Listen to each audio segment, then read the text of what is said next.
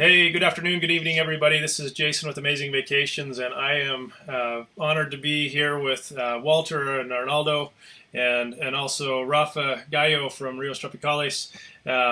We had so much fun last week on our call and we've had I think there's been several thousand people that have seen this Facebook Live and the videos already, and we've had just questions, and people are like, "Oh, we need more time," and Rafa's telling us he's got funny stories and scary stories and all of these examples of kind of these cool places that Rafa, you've had a chance to go. We couldn't pass up the opportunity to spend some more time with you. So I think we were just barely talking right before we went live about some of the equipment in Costa Rica. So the original equipment, and I think we just left off on a self-bailing boat in Costa Rica, and I'm sure people down there are going to say, you wouldn't think equipment is a big deal, but Rafa, tell us a little bit about your first self-bailing boat in Costa Rica and why that matters to people. Thanks a lot, Jason, and you guys are amazing vacations. I was just warming up last time. 1 hour didn't seem to be enough with so many kilometers of rivers all around the world. And so I got all these questions and about when is the first self-bailing boat in Costa Rica. And I said, well, some people don't know what was before self-bailing. And what happened is the rafts used to be called bucket boats, because they had a solid floor, or the material on the floor didn't have a cushion with air where the water came out. So you had to have a person in the boat was a bailer. You had to have a bucket, a 5-gallon bucket inside the boat. And it was okay for class 2 and 3. But when we started going on the Pacuare and oar boats with gear for camping 2 nights, it got really scary. It got, we had to go. You guys know Upper Huacas and Lower Huacas. A lot of the followers have been on the Pacuare, or all the guides have been on the Pacuare. But going down the Huacas Rapid would take us about 2 hours, because we had to get one guide, go down with another guide, down with the oar boat to bail water out so they can make it and make an eddy before they went down Lower Huacas. So we had to go back up and down with the oar boat and a guy bailing the boat. And so this happened in Costa Rica since '78. And the first self-bailer, which is the boats we use now, is really funny, because we had these Peruvian guides. At the beginning in Costa Rica, there were very few ticos. I mean, the first ticos came out of Fernando. We talked about Fernando and Osvaldo going to California. And then my first tico guides were from Turrialba, Alvaro and Roberto. And then Alejo and Tori, Victorino and Sabanera, and all these guys. So we needed a lot of guides as we were growing, and these Peruvian guys showed up. And what happened is, in Peru was one of the leaders in commercial rafting. They started back in the 1975. And so the Peruvians were already kind of in the commercial rafting. The thing is that they didn't have a lot of safety standards, so their industry didn't grow very well, and it's still up and down, but their safety record wasn't very good. Anyway, we end up with this great Peruvian guides with Fico and Jose and Antonio. But we had a raft that was called Cancer. It was an Avon, and we were fixing it, and the floor had ripped from a ride down the Pare, Cimarrones. And so we were fixing the boat, and he starts cutting the floor. I said, Fico, what are you doing? He said, I got a great idea. We can take this boat without a floor and go down the class 5 section. And I said, you're crazy. You're going to go down inside the boat and ride out from the inside the boat. He said, no, I'll hang on real tight. And he had a frame made, an oarboat frame. And that was the first self-bailing boat. We went down Peralta and down the Chicken Run. And sure enough, it was a self-bailing boat. Because, before, just running horrendo. Yeah, at the end, you were sinking. It was a big class 5 rapid. So that was the first made self-bailing boat. But then somebody brought one from Northwest Supplies And I think Felipe Perez brought one from California. And then Project Raft was sponsored by SOTAR, which was stands for state of the art rafting. And thanks to SOTAR developing self-bailing boats, we could start doing commercial rafting on Class 4 Plus and Class 5. And so the festival in 1991 in Costa Rica was the first international event with self-bailing boats. And what happened is it's a floor that's inflatable with grommets on the sides. The water comes in, goes right out. And what was funny is that self-bailing boats were easy to flip. And so we started seeing a lot more flips, a lot more splits, a lot more rescues. Because bucket boats, they would get filled with water and it was easy to wrap on the rock, but not to flip. So that was kind of the story about self-bailing boats in Costa Rica. And then we still had a little bit of both. And guides will fight for not being in a bucket boat. But that was in the 90s. After 94, 95, probably there was mainly self-bailing boats. Look at Joaquin Garcia, El Caballero, Mitty. Mitty said that he was hitting the first wave and trying to avoid the rest because they don't want to sink. Yeah. That's fine. Well, I had the opportunity I guess it was about a year ago. I took a bunch of a scout group down and up by Jackson Hole, and it was just Class 3. But we used one of those non-self-billing boats that we rented. And it was my first time being in one. When you start going through the rapids, it filled completely up. But what happened in this, it was so old, the floor ripped out, and we were completely full of water. It wouldn't drain. And so the boys still joke. They called the boat the MIM, the Meet Your Maker, and they still joke and laugh about it today. I can't imagine running the Pequari in one of those. That's scary. Yeah, we had two of them were 16 footers. One was called Zeus, and the other one was the Tecolota. And they would fill up with water, and boy, it would take about half an hour to drain it. And we couldn't even flip it over to drain because it was so heavy. So it was an expedition. It's like a swimming pool inside the boat. It's swimming pool inside the boat, yeah. But got a lot of great stories. We started, I was telling Walter how we started our commercial rafting on the Sarapiquí River back in 1985. And we had Alvaro and Roberto. I was remembering this because Mariano was telling about how difficult a day of work was going to San Jose and back to Turrialba and back to San Jose the next day. And Alvaro and Roberto, which were my first guides out of Turrialba, they used to motorcycle from Turrialba to San Jose and then would go to the Sarapiquí River. And we're talking 1985. There was nothing in La Virgen. La Virgen was one gas station, one church, one bar, one soccer court, and the bridge. and Rancho Leona. That was the only restaurant. That's where we used to eat. And they used to travel from San Jose to Sarapiquí, Sarapiquí back to San Jose back to Turrialba, and then again the next day. So those guys, I think that they were real river lovers. But Sarapiquí it took us about 2.5 hours to get there. It was a lastre road all the way from Alajuela to La Virgen, and then we had to come back the same way. So it was solid long days. So Rafa, when did you started moving to Turrialba and creating Turrialba as the base? When that started? 1985 we started on the Sarapiquí, but we were also running the Reventa Zone.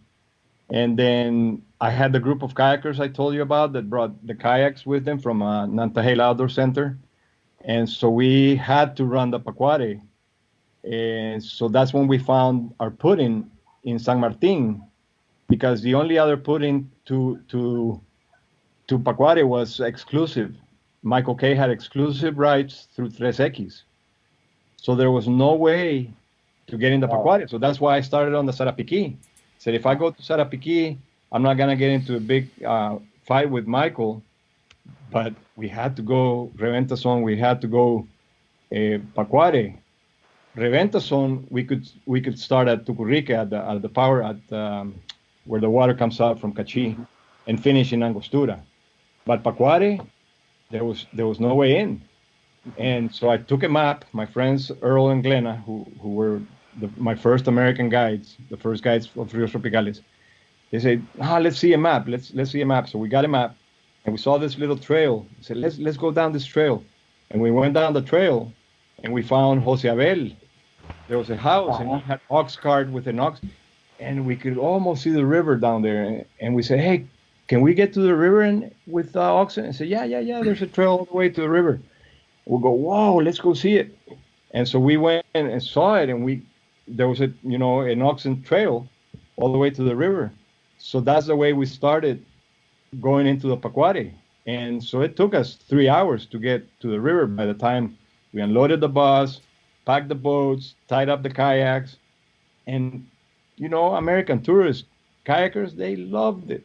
It was the best expedition. Imagine ox cart and mules and going down to the river. Still love it. Forever. Coolers for 2 nights. So anyway, Pacuare started being accessible, not only, to Costa Rica expeditions, but Rios Tropicales, and then more companies started. And so at that point, I think our first warehouse was it was always in San Jose, but our first one was in Tucurrique in the late 80s.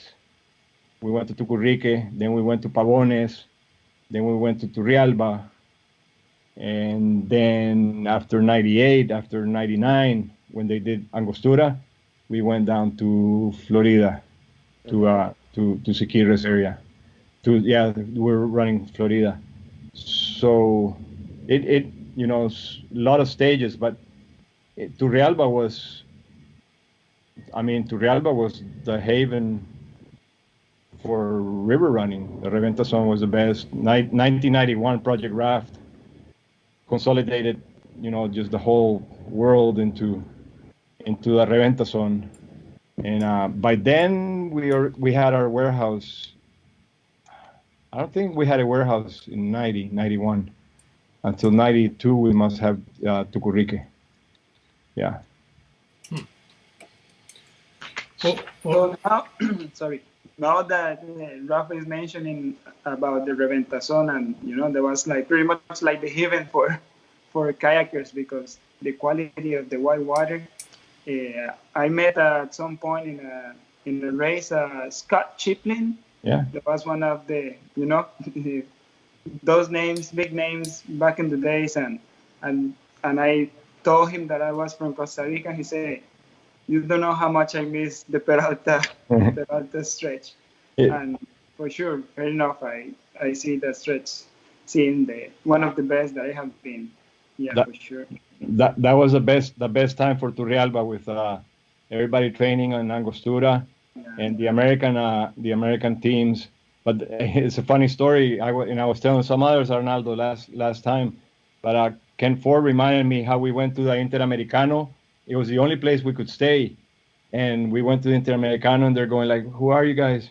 And their price was, we thought it was a little high, so we said, "Nah, there's another one over there in front."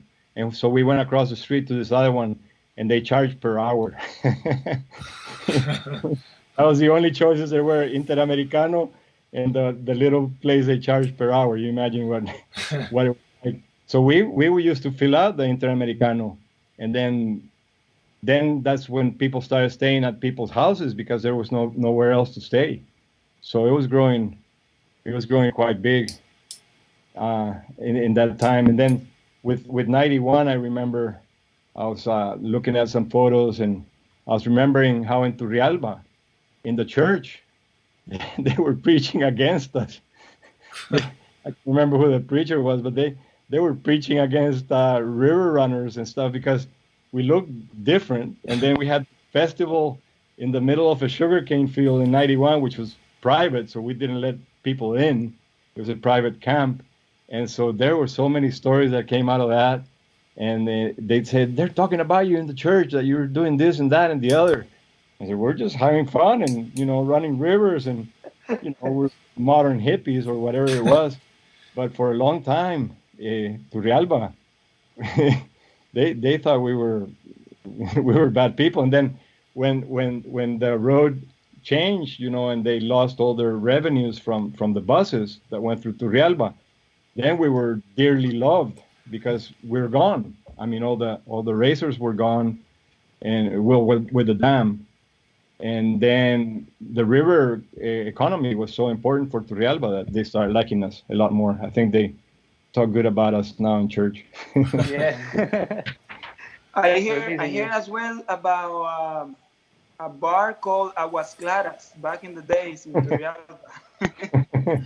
Famous, yeah. Where all the river guys would show up and have a good time down there. And, yeah. I can't tell the Aguas Claras stories. There's no way. Well, Rafa, Go ahead, Jason. you told me you've got some funny stories from the river. I know people love to hear kind of the fun.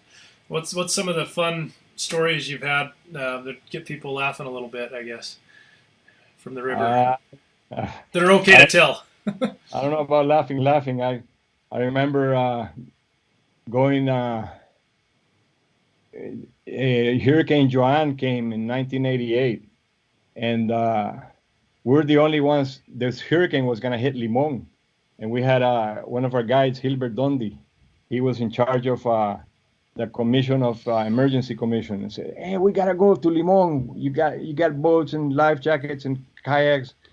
We should go to Limón to Siquirres and wait for the hurricane to come because it's gonna hit Limón." And so we're sitting in Siquirres and the hurricane's coming, and the first palm tree drops in Limón, and the news is going, palm tree fell in Limón. And Donnie's going, "Let's go." I said, "You're crazy. We're not gonna go in the eye of the hurricane. We're gonna wait for everything to settle down."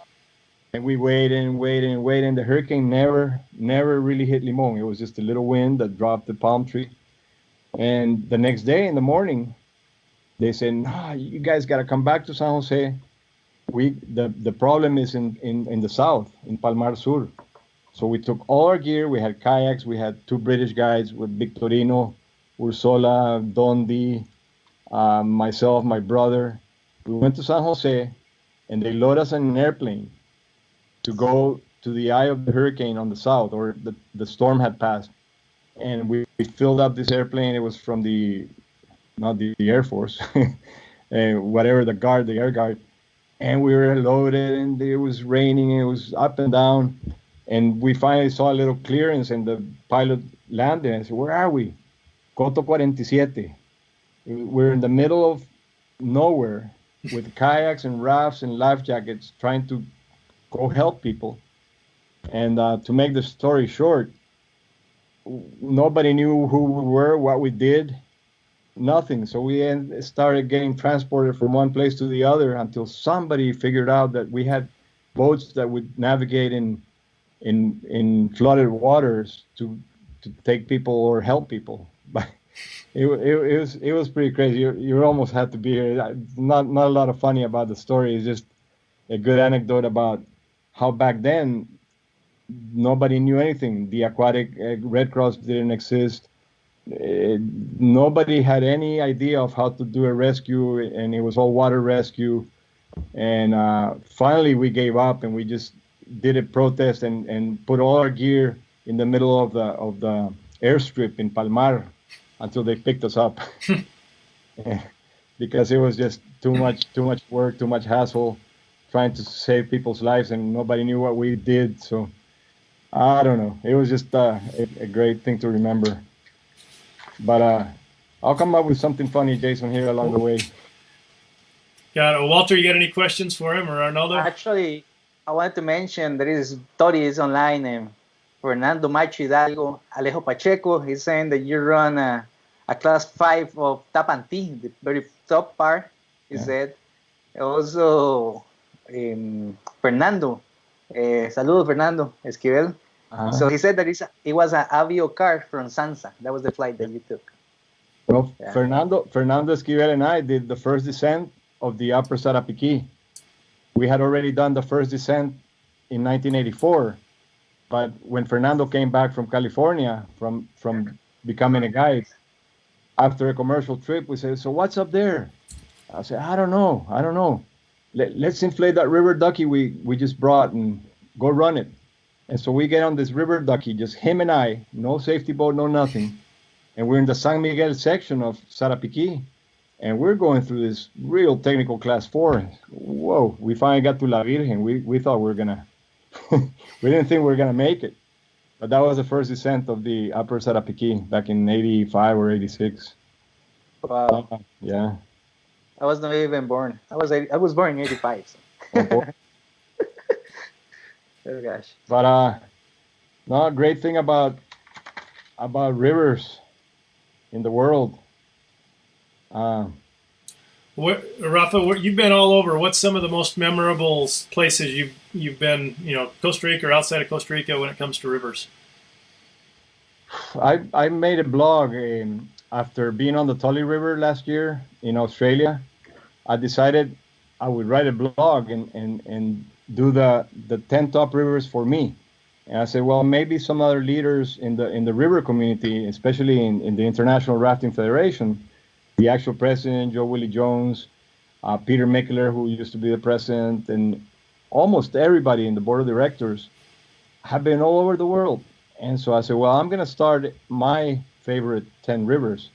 So I did a list, and I kind of encouraged them to do their own, because everybody's saying, why do you have that one here? Well, because that's my perspective. So I put the Tully River and the Pacuare on the top because of the quality, and they're very similar. And people from Australia that came in '91 told me about how the Pacuare and the Tully were like twin rivers. And until I was there last year, I could corroborate that. So I put them on my list. And then I started my list with the Grand Canyon. That's a classic, the Colorado River. The Po and the Mo rivers, the Po Chu and the Mo Chu in Bhutan. That's the river that I never got to paddle. It's a great story about it, because I got to Bhutan on a special project that had to do with the community development. And it had rained like 2 days before.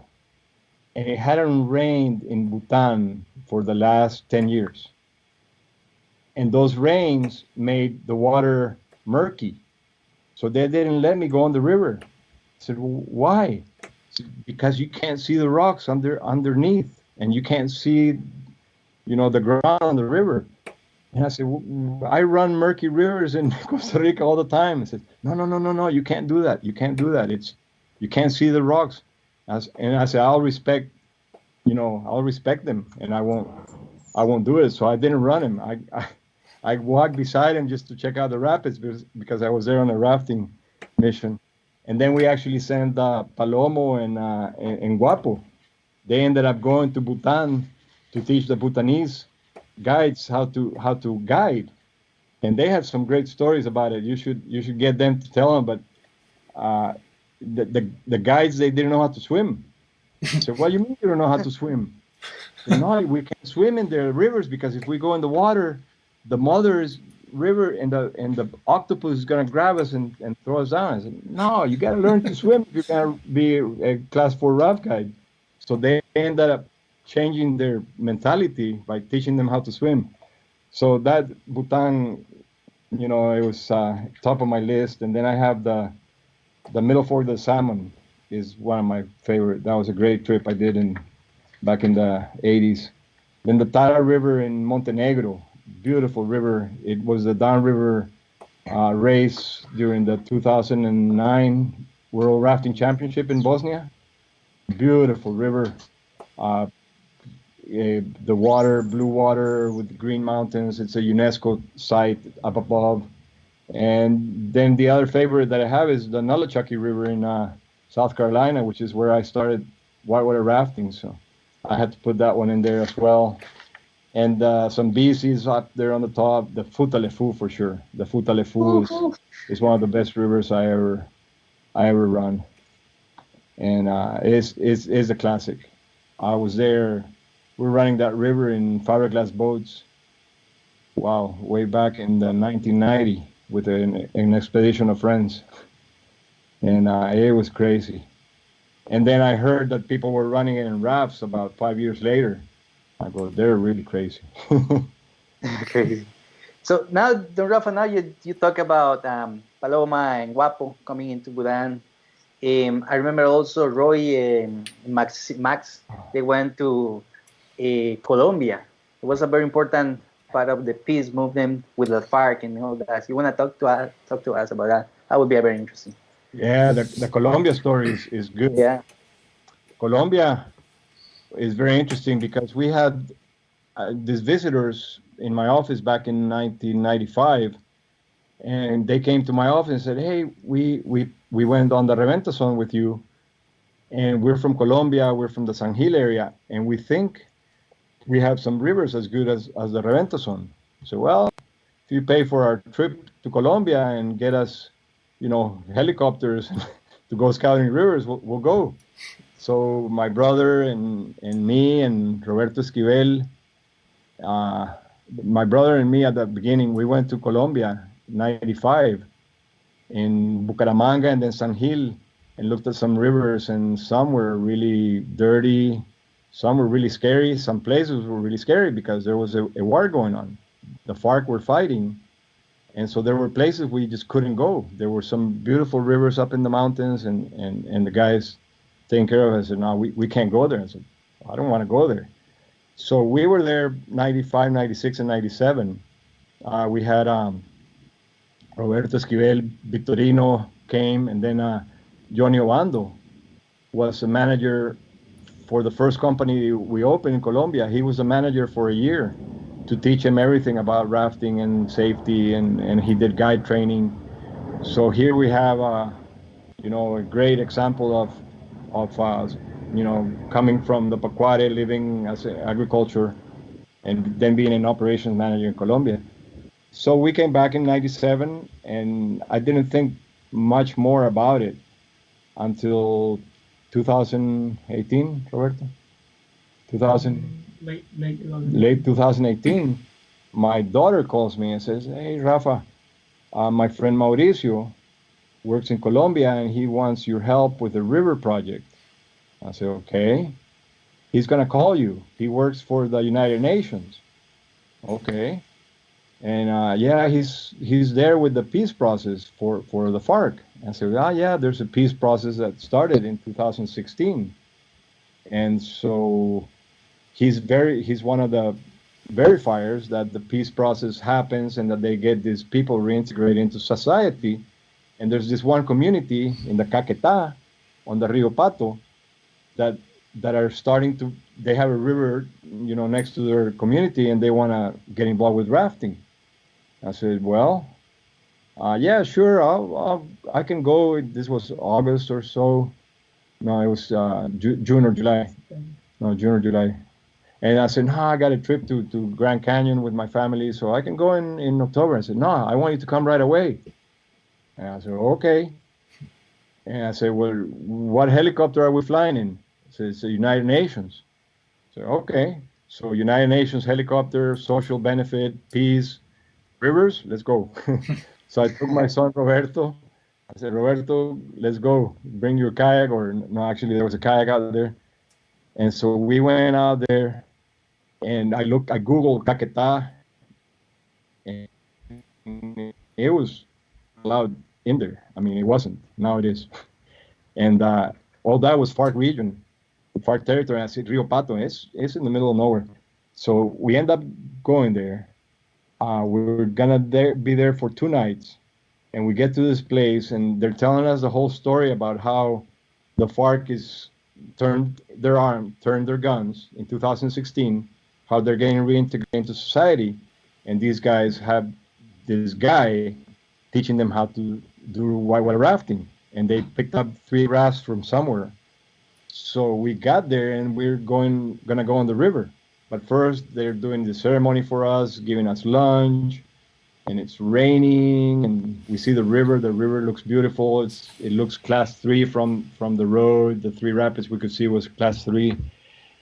And it's raining. It's getting late in the afternoon. The sun goes down at 6. It was already like 4:30, and I'm going like, are we going on the river? And I said, oh, yeah. So they were very disorganized. If I got to the river, I could see the water was changing color. It was coming up real fast. I'm asking the guys, so who's going to do the safety speech? And I said, oh, no, Mr. President, it's an honor for you to do the safety speech. I said, wow, these guys don't know anything.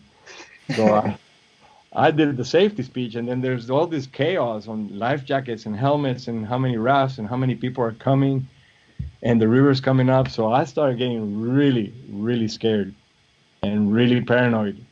As we drifted down, I asked the guy, you know, who's leading and who's in the back. And I ended up in the boat with the instructor. And after the first rapid, I knew that he didn't know anything. He's asking me which way to go. And I'm going, wait a minute, you're the guide. And I was sitting in the middle because I didn't want to, you know, I didn't want to be imposed. And so the river's coming up. There's no eddies. The water's up in the branches. They're stopping, hanging on to the branches because everybody's taking pictures of us in the bridges. And it's not class 3 anymore. It's class 4. And then we see this rapid, and there's huge waves. And this rapid's a big bend to the left. It's almost like Upper Huacas at flood. And I'm going, this guy's asking me which way to go, and he's doing high. I showed him how to do a, you know, high five with the paddles. He's doing a high five before coming into a hole. And I'm going, no, what did I do? So I'm scared for my life. My son is on another raft behind me. I'm looking at him. He's going like, oh, Dad, we knew we could save ourselves. We had 3 rafts of people from the United Nations that we needed to save first, I guess. The thing is that, you know, nothing happened. We got to the takeout, and I told Mauricio, you know, who got me, I said, Mauricio, this is it. This is it. We're not rafting again. We're not rafting tomorrow because it was on the schedule. So I said, this instructor doesn't know anything. He's taking them for a ride. So we luckily kept on raining, and the next day the river was too high, and I got a chance to take the guys from, you know, the pupils. I got to take them on the river on a 1-on-1 to an eddy, and I saw that they were like real tense. And I said, well, haven't they taught you how to swim? I said, no. Have they taught you how to flip a boat, how to use a rope, a throwback? No, they only told us how to grab the paddle. And they were certifying them. So it was like, whoa, wait a minute. And I only had one more day. I was dealing with a village of ex-FARC who were illusioned to be river guides and to have, you know, to run the river. And you could see their heart wanting to change their lives. And they kept on saying, we want to change our paddles, our guns for paddles. I mean, we're changing our guns for paddles. And I'm going like, whoa, this is strong. So I said, I got to give these guys a solution. I mean, I can't leave here without telling them that the instructor doesn't know anything. And so I started talking with Mauricio Artiñano. You know, he's helping me. He's an ambassador, you know, of peace. And so I said, Mauricio, we can either take these guys to Costa Rica. Well, they don't have passports. They don't have permission to leave Colombia, blah, blah, blah. I said, okay, well, I'm going to go back to Costa Rica, and I'm going to send 2 of my best instructors. And they're going to teach these guys how to raft. But please get rid of this guy. So that night, we ended up talking with the leader and explaining to her. And she said, I knew that guy was a hoax, basically. And so we're not gonna tell the boys yet. So as soon as you leave, we'll tell them. So I got back to Costa Rica, and I said, no, I gotta pick 2 guides. And I said, Roy Obando and Max, and Maximiliano. So I talked to those guys. I said, hey, I got a mission for you guys. There's a great mission. It's about peace. You're gonna go live with these people. They have great food. They have great spirit. This is their history. They've lived in the jungle all their lives, you know, in a war. So it's gonna be different for us that we have no army in Costa Rica. So they're game, and 2 weeks later they're gone. They left October 1st, and they started doing a guide school. They came in and they had like 20 people. They came down to about 10, and then they finished with 8. and Max and Roy, they every day on the river, every day flipping, throw bags, undoing everything that they had learned, because they had learned the wrong way to begin with. So they had to go back. And so Roy and Max called me up and said, Rafa, can we certify these guys? Well, not really, but well, yeah, maybe we can certify them just for that section of river. It was 3.5 kilometers on the Rio Pato. And so November 9th, I was going to bring them their certification from IRF. And so Mauricio had all these envoys, political envoys from the Colombia government, coming to see this great model of these two Costa Rican guides teaching ex-FARC to be guides, and I'm coming as honorary president to give them the certificates. So it was a great, United Nations helicopters and the whole thing. And we're doing the ceremony, everybody's doing their speeches, and I'm giving them the certificates. And I go, this is not fair. These guys, what are they gonna do with a certificate? I mean, it's like having a driver's license and not a car. And so I go like, we have a world championship coming up next year in Australia. I'm gonna invite him to come as the peace team.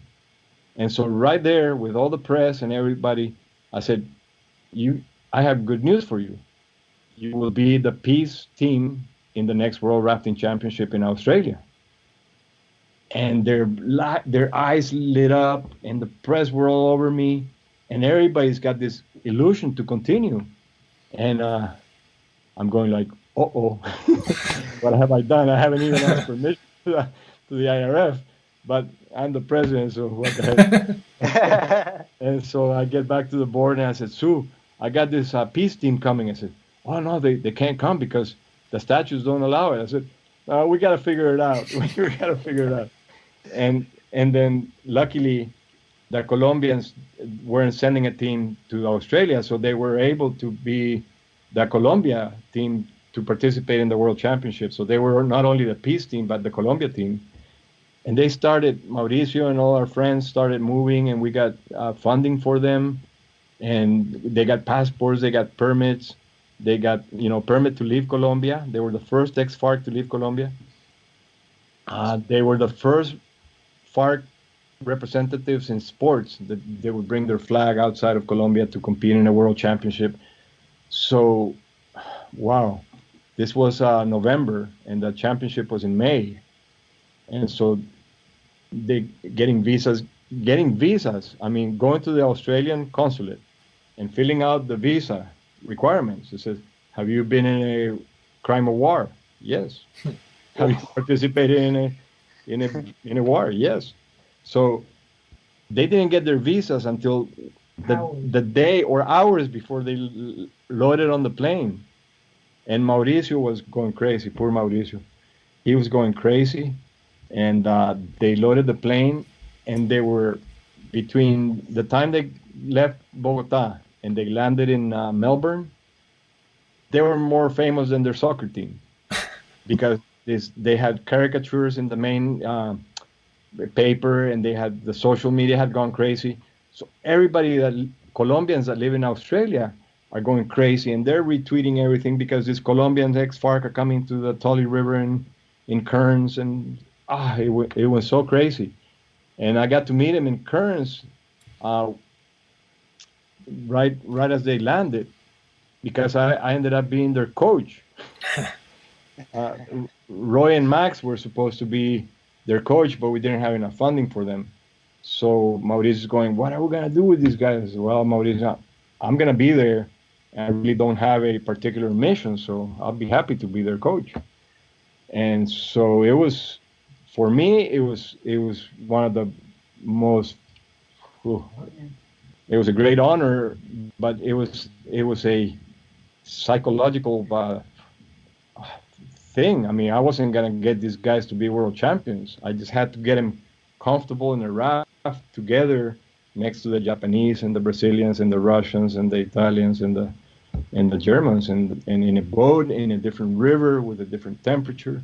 So my mentality for them was, it was intense, and they were just such great people. people and such great-hearted, and their love for the river and being there and their challenges, to being regular citizens of the world, after having fought forever in their childhood. It was so amazing. Changing lives, right? It changed their lives altogether. The slalom course was class 4 plus. Were you there, Walter? No, I couldn't. But we sent a team, and that's why. I mean, even the Rough. I remember the youth team, our team. They were there, and then they still talking about them. Oh yeah, well, the youth team that we supported, I asked them. I said, I want you guys to be their padrinos, because these guys don't know anything, and they became really, really tight, really, really good friends. That these Turrialba guys from your team, they were like helping a lot, and but the whole world learned about this project and these guys coming from Colombia, from the ex-FARC, and rafting, and so they got so much support from everybody, and everybody in the water was helping them and showing them, and they were just felt so good. And I said, just don't flip in the slalom. That was our main mission. And they didn't, and they were so courageous. They were all separate. Everybody was in sync. The Japanese were like this, the Colombians were like this, paddling, but they were courageous. They never flipped. They were so happy at the end and everything, that they won everybody's heart. They got an award for sportsmanship award, and everybody had to learn about this peace process in Colombia, which was the more important part of the whole thing. And then things had to continue. So I said, hey, you guys been to a world championship. Why don't you do your national selections in your river? And they did. And they had like 12 teams from Colombia. The Turrialba guys were invited. They came. Tom came from a Pacuare Outdoor Center. And he loved it. He just saw this life in the Caquetá, in the middle of nowhere. Marlon Bustos came. No, and even they have some stand-up paddleboards to remember. So we sent Brittany, or Brittany was able to go, right? Yeah. Okay. Yep. So that was just this last year. Yeah, and so they came, and they had these great national championships, and after that we got hit with COVID here and there, so we're all in the same boat. But it's an amazing. There's a Facebook page for them, Remando por la Paz, Rafting for Peace. Rafting for Peace, Remando por la Paz. It's a great project. Duvernay, Hermides, Pato, all those guys. And they had one girl. They had an 8-person team. 7 were guys and 1 girl. She was amazing. She's Lady Lorena. And so hopefully we'll continue, with that particular project. But it's one of the most rewarding projects I've participated in. I've done environmental stuff and conservation, but having to do with peace in the world, it's just so fulfilling, so amazing. So yeah, Walter, thanks for asking me about that, because Costa Rica has a big impact in that project. We're actually doing a documentary. Hopefully it'll come out sometime. Awesome. No, and thank you for that, for sharing that, because people need to know that, I'm curious from a safety standpoint, Rafa. So you've been involved from the beginning to now with rafting and just whitewater down in Costa Rica. What, as you see other places in the world and you've interacted with other people, what is it that needs to happen in a place like Colombia, or what happened in Costa Rica to help with the guides to know how to be safe and setting those standards? What is it that motivates people to actually not have accidents? Like you said, Peru had lots of problems and accidents. How can Costa Rica continue to do that, and how did they accomplish their record? Costa Rica was very lucky to have Michael Kay and then myself at that time of the era of rafting, because Michael came from the California school and I came from the Eastern Whitewater school, and we started fighting against each other to see who had the safest company. And the record in Costa Rica for accidents was just superb for a long time. And it was thanks to Michael and myself who brought the American standards to Costa Rica. That didn't happen in Peru. It didn't happen in Argentina. Argentina had also in the late 70s, there had some people kayaking, and they got killed, so they no more rivers for a while until the Argentinians came to Costa Rica to learn from us, and they took their standards back. But I think that was a good thing, and it got lost from 2000 to 2010. Many of those standards got lost, or we started being a little lax about it. I remember we didn't really wear sandals or shoes or helmets even. It was really hard to impose helmets on guides until way later on. So we went to a really high standard, and then it dropped down, and now it's coming back up. Now the guides are taking care of each other. They're being a lot more careful. They're fomentando safety. But I think that's a good thing. We keep American standards, respect. Now Costa Ricans have a lot higher standards than the U.S. even on our ecological and environmental standards are so high that they're complementary, and our community standards are high. That's what makes Costa Rica great for rafting and for river running.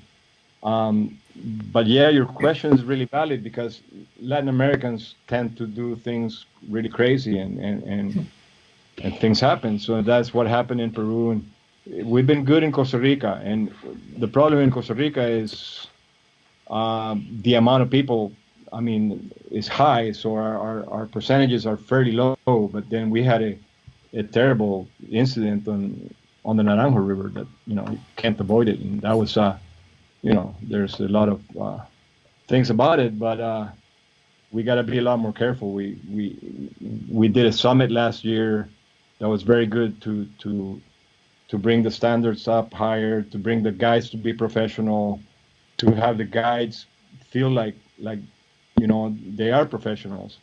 I really like what you guys are doing. Amazing Vacations is doing a really great job promoting Costa Rica, promoting different trips, the groups, the families, customized trips.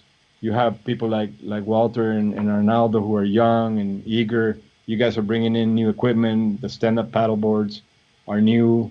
So as long as we keep our head together with the highest standards possible, with the best equipment possible, with the care we take clients, I think Costa Rica will still be ahead of the game from other countries, especially in Latin America and the world. Some countries are very lax in their accreditations, or they just go crazy. Some countries, Czech Republic, they do whatever they want. They have so many private voters, they'll do anything. So I think Costa Rica's really good. Costa Rica's got a good bunch of new guides. And Shannon Farley is commenting on here. She says that there were dozens of guides that signed a national safety protocol last year with the National Rafting Guide Meeting. So what exactly, if I was an American tourist, what exactly is that National Guide Meeting? And is that something that's happening every year? Or tell us about the summit, that. I think. The summit? The summit, yeah. We signed a river ethics, and all the guys that were there, and we had a previous meeting before then in Quepos. They signed an ethics, and the ethics were pretty much the golden rules that these guys were talking about, keeping the distance, keeping an eye on each other, wearing the right equipment. If you feel like the trip is not safe, say so. If your trip leader is doing something unsafe, let him know. As a person, it doesn't matter that you're not the trip leader or the head guide. If you think that something's wrong, you can say it, and you as a person have the value to call it out, or to say, hey, this is not safe. The water's too high. The people in my raft shouldn't go on the river. So have a little more responsibility, a personal responsibility, more ethics on a personal basis. I'm going to take care of my equipment. I'm going to learn about what I need to learn. I need to know more, and I don't know enough about this. I don't know enough about rescue or about class 4, so I won't guide on class 4. So it's just for people to have their own personal ethics at a higher point, and we all signed that document. So thank you, Shannon, for reminding us that. And the summit was a really good example. It was the first ever. And we had, Anna Winfield talking about drugs, talking about no drugs, no use of drugs, no use of alcohol in guides. We had Julie Munger, who's a guru in safety. We had Ken Streeter, who was, showing the guides how important we are. I mean, the importance of us in a raft, the impact we can have on people, on their lives, on their environmental values, on their friendships, their bonding. And that's not just Costa Rica guys. It's everywhere in the world. Guides need to feel like we're so much more important. We had some great presentations. So, yeah, go ahead. I was going to ask, just follow up on the Capos on the Naranjo River. You had that accident a year and a half ago or so. Terrible accident. But I'm curious from what kind of effect you saw, because I was down there like a week before and was right by the Naranjo River, and then we went home, and then on CNN that was like a lead story in the United States, all over on the airports. I mean, it's accident rafting in Costa Rica, American tourists die. What kind of effect would you say that had on just all of the tourism business in Costa Rica when there is an accident like that? It was very hard to measure. It was a low season. Luckily, it didn't hurt the U.S. season. It was, I think, September, October. So it didn't have a big impact on the industry, mainly from the United States. Luckily, we were a little proactive about it. I was going like, what do we do? People are going to come to me and ask me because, I'm supposed to know what happened. And so I had my conclusions, but I had to stay aside from it because it was a little bit ugly. So I decided, let's do something positive about this. And so I went to the Minister of Tourism and got this summit and got funding for guide certification. And so all the guides became a little more eager to get certified, to become, it was easier for me to take them on this path to become professionals, to become, better guides. And so it was, we were proactive about it. We said, hey, this happened. Let's formalize our industry. And everybody pretty much followed suit. Many stragglers, but the good thing I did is that I got all the companies together. I got all my, Suresh from Desafío, everything together, and we all had the same opinion. And it was so great to see all the different styles of people. Danny Anchia, who had been a drug addict back when, he now has his own company, Arenal Rafting, and he was a great model to follow. He had ideas. Suresh had ideas. Everybody had great ideas about how Costa Rica could be better. So we turned it into a positive thing. That luckily it's, the news died down. Nobody talks about how great the guides are in Costa Rica at the moment. But we did a proactive. Well, whenever you decide to do that again, if we make it an annual thing, count me in. I'll come help, and we'll be, Walter and Arnaldo. I'm sure you guys would be right. You'll be there anyway. But I'd love to help make something like that keep happening, because I think it's a positive thing for everybody. And my guess is there's probably a lot of American companies that may be interested in coming down to something like that as well, just to participate in it. So yeah, we had a bunch of we had from Peru, Ecuador, Mexico. We had Finland. Well, the guy from Finland was really interesting. Mark Hurst. He did a silent paddle talk, because that's something else that's going on around the world, and I learned this in Australia. It was a good one. Taking people down the river, and Australian guides are taking Chinese clients, and they're coming down this class 4+ rapids, and the Chinese are just hanging on in the boat down the floor, and the guys are battling through this, class 4, hoping they don't flip. And I go, like, there's gotta be something. And this guy Mark Hurst from Finland, from International Rafting Federation, he does a silent safety talk that anybody can understand. And it was so funny and so real, because we're starting to see that. I mean, we got French, German, Swedish, Finnish. I mean, we have people that don't only speak Spanish and English. So we also have to be aware of how do you tell a German guy to swim from one rock to the other? How do you teach him all that? And so that was the most interesting, one of the best it was. things I saw was the silent safety talk, and it's all by signals and do this and do that, and he never spoke. So yeah, I lost my time. Well, Arnaldo, do you have any questions? Have 5 more minutes. No questions, but it's really nice to hear from all kind of stories, more from back in the days, and how the standards are keeping and probably they're getting better as well. I remember I took a course with Sierra Rescue before the World Rafting Summit. So some of the guys from Costa Rica, like different areas, we took that course from Sierra Rescue from California, and such a great course to keep the standards, like same as the guys in US, and that was very helpful for sure to keep it going. That was. Go ahead. I just saw a comment on here from Jose Anibal Amador asking about the tractors in 2011 during the Pequari Championships and going up the road. I don't know whether that's a funny. Tell me about that. Well, no, we had our World Rafting Championship. Jose Anibal was my right-hand man, and it was finding the right place for the World Championship was quite crazy. And we found this community of mollejones only about 4 or 5 months before the World Championship.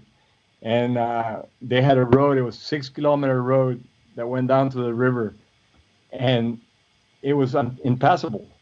And they said, no, we'll make it passable. So they started cutting rock and cleaning the road and doing everything they could for us to have the World Championship there. And so we had these tractors hired to go up and down. And all of a sudden, we had like 500 athletes, and we didn't have enough tractors. It got really crazy. Jose Anibal remembers very well because he was doing that. And the thing is that we made the first World Rafting Championship carbon neutral, and we had all the athletes walk up and down every day, 6 kilometers, and going out. They were all just wanted to kill us. After racing all day down in the river, which was a great rapid, great class 4 plus rapid, one of the best slalom we've had in a long time. Having to hike back out 6 kilometers, they just wanted to hang us, and every tractor that came up, they would all be hanging from the tractor on my truck.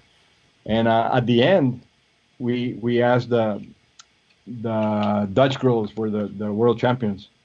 And I said, what do you think about the World Rafting Championship being carbon neutral? I said, I think it was a really good idea, but they made us walk too much. And we really weren't planning on making the walking part of the carbon neutrality. It was just that we didn't have enough funding to have enough tractors to take everybody down to the river. So I guess that's where Jose Anibal wants me to talk about. That was fun, Jose Anibal. See, the muddy road after the rain, it was crazy too. I was part of the team, and then before the road was built, we were using horses. And even I remember Juan, at some point he was carrying the raft by himself down. It was like, wow. That was fun. The Japanese, they came before. They came, 3 months before the World Championship. We were there. And they got penetrated with the community. They stayed at the community. They knew what to expect. They knew what the rapid was like. They learned every single rock, and they went by horse. And so their expectations were already made, and they became the world champions because everybody else was so fatigued, so surprised, so intense. It was so intense in 1 week. The Japanese already knew how to deal with this 6 kilometer road. Well, Rafa, when is the next international rafting in Costa Rica going to be?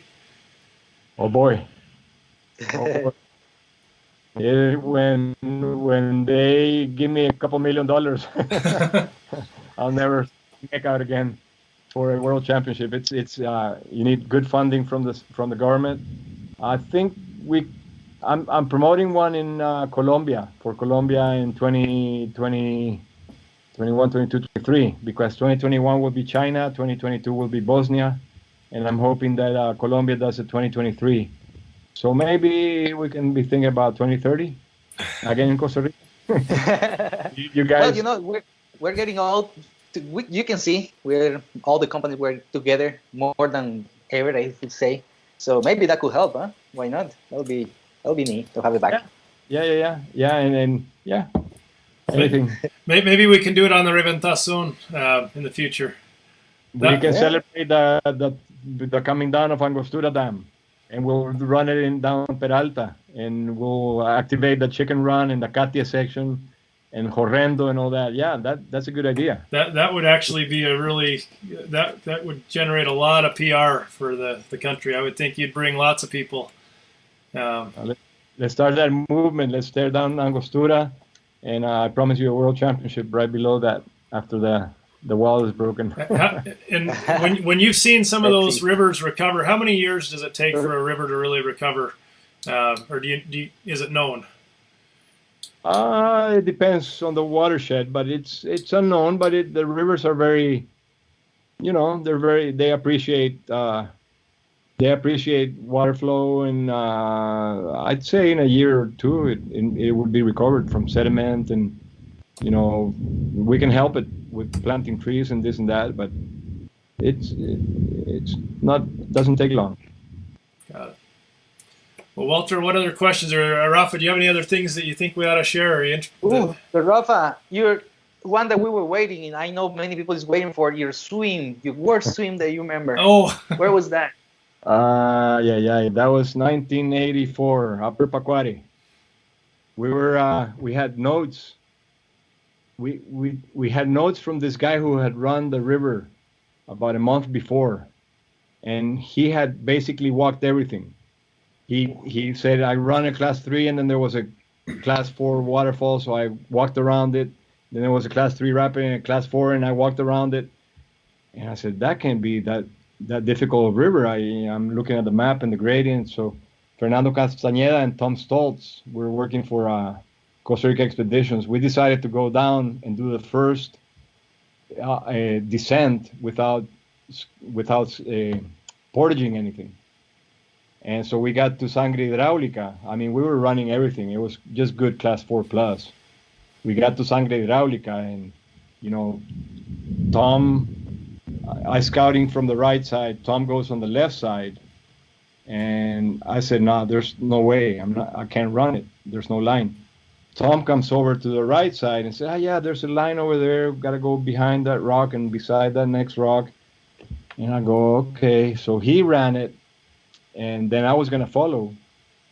Fernando was setting up a rope. Fernando Castañeda had a rope set up because it was class 5. It was class 5 plus. Boa Falls was right after that. And so I take off, and, you had to make every single stroke. I was in an orange dancer, and I remember going down the first rock, and I missed my stroke on the right. So I go right next to the undercut rock, the big, huge rock in the middle, which I don't think is there anymore. And I immediately, as I hit the rock, I went underneath.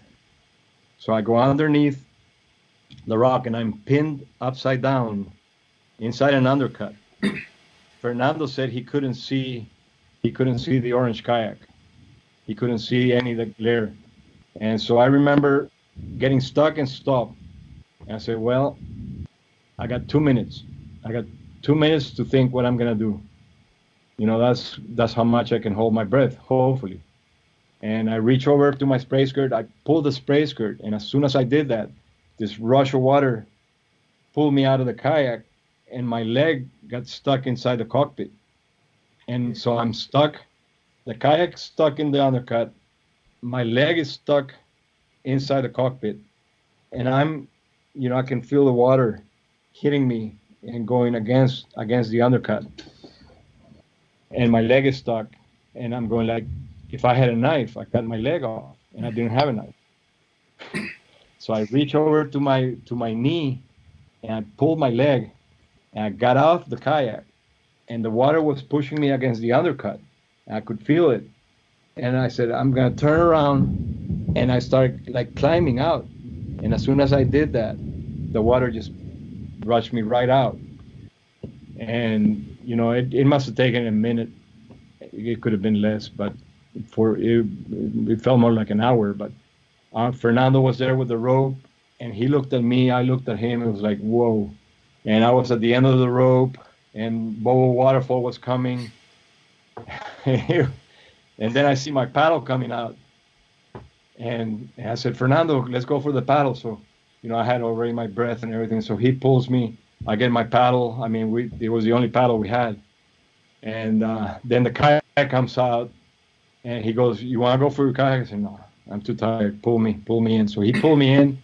The kayak goes over Bobo Falls. And I see the kayak go over. And I said, this is it for me. No more kayaking. No way. And so he pulled me to the eddy. You know, I'm just sitting there, and the kayak's tumbling in Bobo Falls. And Fernando said, "Yeah, we can go get the kayaks."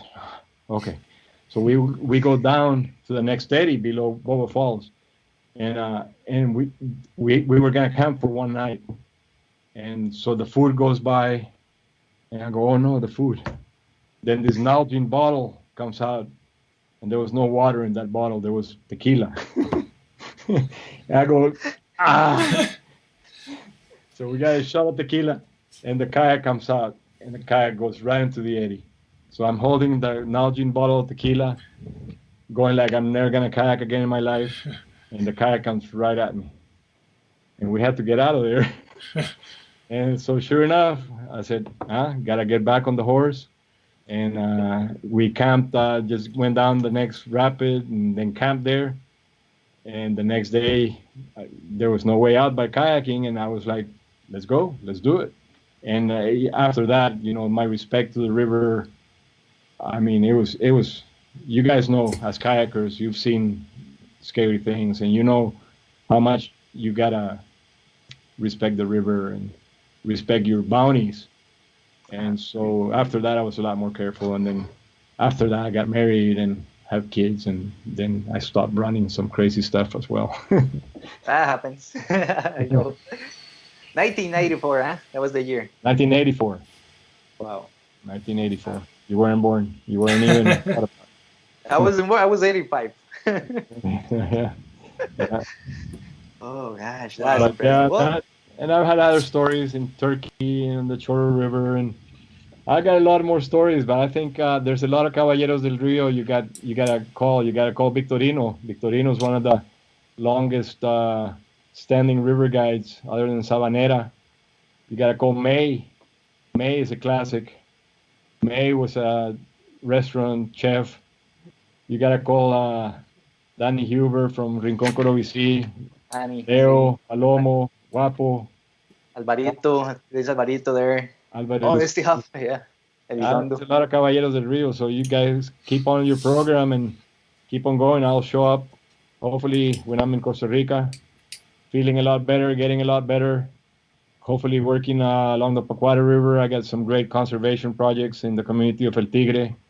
I want to save the Terciopelo Creek watershed and save more of the Pacuare, make it bigger ring, make it more forest, go up all the way to Poc and maybe all the way to Tres X, San Martin, and then just keep on going up. I mean, the whole Pacuare watershed all the way to Moyejones, and then from Moyejones going up and keep on reforesting that. So hopefully we can make the ring bigger and make Pacuare just a very important private reserve, make it a UNESCO World Heritage Site. It deserves it. You know, just as much as the Reventa Zone deserves that we tear down some dams, the Pacuare needs to be safe from forever and, you know, all the way up to the, you know, the indigenous area that's being cut down quite a bit.